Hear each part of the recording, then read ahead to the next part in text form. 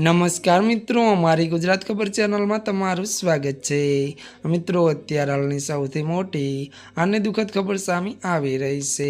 આશારામને લઈને એક મોટા દુઃખદ સમાચાર મળી રહ્યા છે। આપને જણાવી દઈએ કે રાજ્ય સરકાર ત્યારે મિત્રો આશારામના અમદાવાદ ખાતેના આશ્રમનો કબજો લઈ શકે છે।